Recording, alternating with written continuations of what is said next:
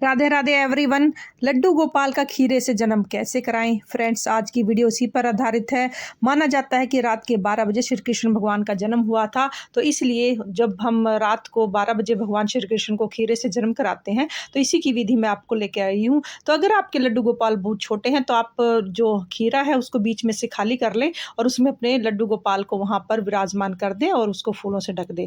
लेकिन अगर आपके लड्डू गोपाल बड़े हैं, साइज़ में 5, 6, 7, 8, 9 नंबर के हैं, तो आप इस तरीके से भी लड्डू गोपाल जी का जन्म करा सकते हैं। ये बहुत ही सरल पूजा विधि है और इस विधि से आप लड्डू गोपाल जी का जन्म कराएं। तो फ्रेंड्स, इसके लिए मैंने खीरा लिया है। आप 1 खीरा ले सकते हो, 2 खीरा ले सकते हो। फूल लेना है हमें और उसके बाद हमें लड्डू गोपाल जी चाहिए। अगर आप लड्डू गोपाल की सेवा करते हैं तो उनकी पूजा में खीरे का प्रयोग ज़रूर करें। तो फ्रेंड्स, इसके लिए आप घर का कोई भी बर्तन ले सकते हैं या कोई बास्केट ले सकते हैं। जैसे कि मैंने ये बास्केट ली है, मैं इस बास्केट में ही लड्डू गोपाल जी का जन्म कराऊंगी। तो सबसे पहले मैंने क्या किया है, बास्केट में कुछ फूलों का आसन बना दिया है।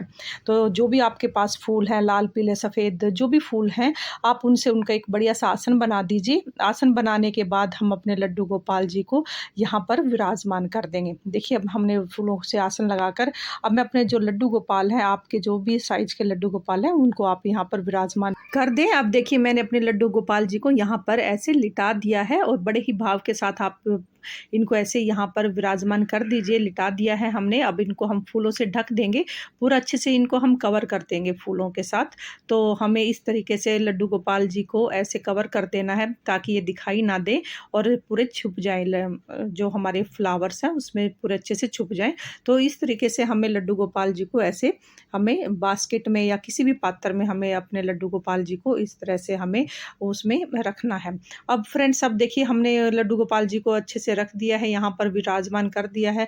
और उसके बाद अब हमें क्या करना है, हमें उनके पास 2 खीरे रखने हैं। 2 या 1 भी रख सकते हो आप। 1 है तो वो भी चलेगा, अगर 2 हैं तो 2 रखें।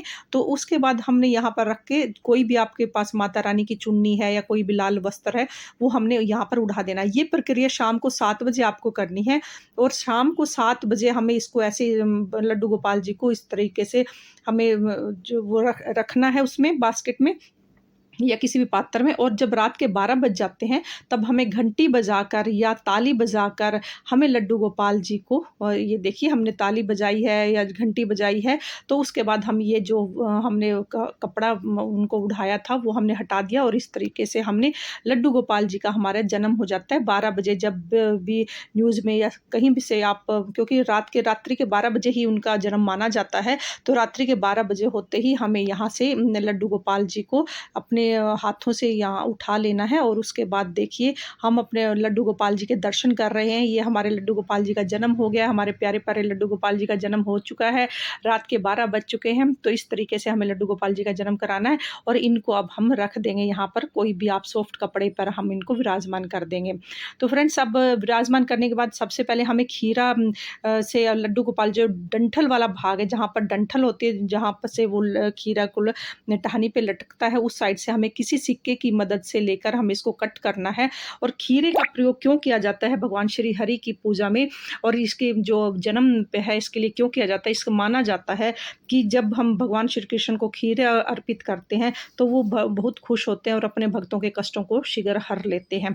तो खीरे से जन्म से वो भगवान श्री कृष्ण अति प्रसन्न होते हैं, इसलिए खीरे से जन्म, अगर आपके पास लड्डू गोपाल है तो आप खीरे से जन्म जरूर कराएं। और उसके बाद जो ये डंठल वाला भाग है, इसको आप किसी गमले में डाल दें, किसी गमले में उसके मिट्टी के अंदर दबा दें और जो दूसरा भाग है वो प्रसाद के स्वरूप घर के सभी सदस्य आपस में बांट लें। अब हमें लड्डू गोपाल जी का जन्म हो चुका है, अब हमें उनको पंचामृत से स्नान कराना है। तो फ्रेंड, इसके लिए मैंने दूध लिया, दही लिया, शहद लिया, शक्कर ली है और चीनी लिया। सभी चीज़ों को लेकर मैंने एक थाली ली है, उसमें मैंने एक तुलसी दल रखा है और उसके ऊपर मैंने लड्डू गोपाल जी को विराजमान कर दिया है। जब भी भगवान का जन्म होता है तो उनको पंचामृत से ज़रूर स्नान कराया जाता है। तो पहले मैंने देखिए कच्चे दूध से भगवान को स्नान कराया है, मेरे बाल गोपाल लड्डू गोपाल जी को कच्चे दूध से स्नान कराया है और उसके बाद हम इनको दही से स्नान कराएंगे। तो जैसे भी जो भी हमने पाँचों चीज़ें ली हैं, हम बारी-बारी से सबसे स्नान कराएँगे। दही से स्नान कराने के बाद हम उनको अच्छे से मसल लेंगे और सॉफ्ट हाथों से बिल्कुल कोमल हाथों से हमने उनको मसलना है। ज़्यादा हमें रगड़ना नहीं है, क्योंकि बाल से अभी-अभी जन्म हुआ है, तो बिल्कुल सॉफ्ट हाथों से हमें उनको मसलना है। तो इस तरीके से हमें अपने हाथों से दही से हम अच्छे से नहलाएँगे। उसके बाद हम शहद से नहलाएँगे, लड्डू गोपाल जी को शहद समर्पित करेंगे और उसके बाद हम घी, जो देसी घी है उससे हम लड्डू गोपाल जी को स्नान कराएँगे। तो फ्रेंड्स, जो भी पाँचों चीज़ें हैं हम बारी-बारी से सबसे स्नान कराएँगे। जो अष्टमी का दिन होता है, जिस दिन लड्डू गोपाल जी का जन्म होता है, उस दिन पंचामृत से स्नान कराना अति शुभ माना जाता है और उसके बाद शुद्ध जल से स्नान कराएँ। शुद्ध जल से स्नान कराने के बाद फ्रेंड्स देखिए, हमारे लड्डू गोपाल जी का जन्म हो चुका है और हमने पंचामृत से उनको स्नान करा दिया है। पंचामृत से स्नान कराने के बाद अब हम उनको किसी साफ़ वस्त्र में हम उनको लपेट लेंगे, जैसे एक छोटे बच्चे को लपेटा जाता है, इस तरीके से हम लड्डू गोपाल जी को लपेट देंगे और अब हम उनका श्रृंगार करेंगे। तो फ्रेंड्स देखिए, ये लड्डू गोपाल जी को खीरे से जन्म करने की प्रक्रिया थी और ये जो हमारा ये है, ये पंचामृत बन जाता है, इसमें परिवार के सभी सदस्य इसको ग्रहण करें, क्योंकि जब हम व्रत खोलते हैं तो इसी पंचामृत से हम व्रत को खोलते हैं। तो फ्रेंड्स, जब खीरे का प्रयोग किया जाता है, तो कहते हैं कि जिसके घर में भी लड्डू गोपाल हो, उसे खीरे से लड्डू गोपाल का जन्म ज़रूर कराना चाहिए। कहते हैं कि इसके जन्म कराने से, खीरे से, तो भगवान उनके कष्टों को जल्दी हर लेते हैं और उनके घर में सुख, शांति और समृद्धि का वास होता है। फ्रेंड्स, खीरे से ये सरल पूजा विधि आपको कैसी लगी? अगर अच्छी लगी तो कमेंट्स करके ज़रूर बताना और मेरे चैनल को लाइक और सब्सक्राइब ज़रूर करें। धन्यवाद। हरे कृष्णा, राधे राधे।